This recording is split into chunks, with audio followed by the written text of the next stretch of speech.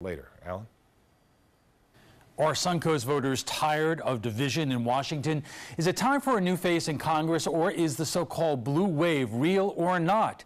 As Adam Cellini is here to explain, these questions will be answered this fall in the race for Florida's 16th Congressional District. Adam. Yeah, thank you, Alan. The same person has represented the Suncoast in the U.S. House of Representatives for over a decade, but there are multiple reasons people think 2018 could be the year that changes. With the deadline to file passed, it appears two Democrats will try to derail Vern Buchanan's 12-year run as our Suncoast congressman. Typically during a midterm election, the party that's out of power has more energy, more enthusiasm to push back against the party that's in power, and I think that's even more so the case when you have Donald Trump as president. Sarasota litigator David Shapiro admits the divisive language and actions in Washington inspired him to run. I couldn't continue to watch what was happening in Washington without stepping into the fight. He hopes to bring civility back to D.C. and disagrees with Buchanan and other Republicans who supported tax cuts that he believes will put Medicare and Social Security in jeopardy. I don't approve of his votes.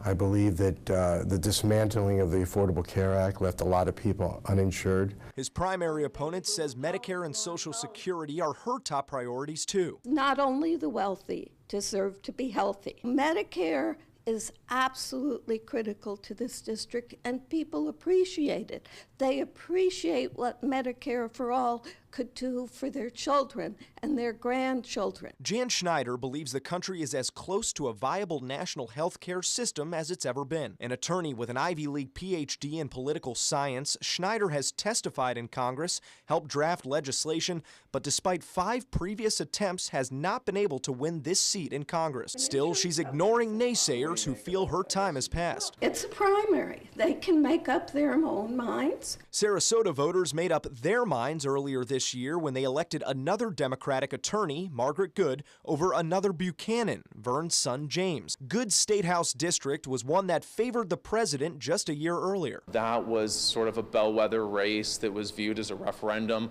on Trump. It was a district that Trump carried by more than 4 percentage points. Shapiro's candidacy is even drawing national attention. He was one of 13 candidates nationwide to get an endorsement from former Congresswoman Gabby Giffords' Foundation Against Gun Violence. David is, a superb candidate, got a lot of great experience, and he's able to draw a really important contrast. I think this is one of the most important elections of our lifetime. I know that's said all the time, but I think a lot of people believe it right now. But Buchanan says he's not scared of a blue wave.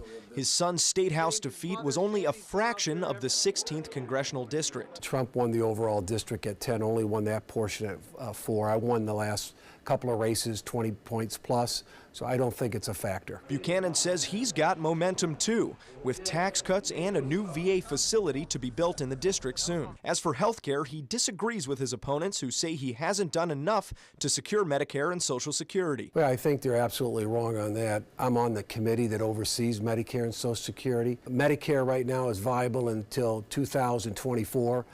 2034 for Social Security. And he says he's tried to reach across the aisle too on issues like citrus greening, opioids, and fighting President Trump's original offshore drilling proposal for Florida. I'd like to see Washington get out of that mode where we can clearly work together, because at the end of the day, we're all Americans and we should be working for the people.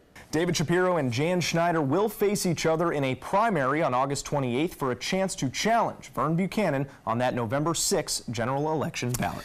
Adam, thank you.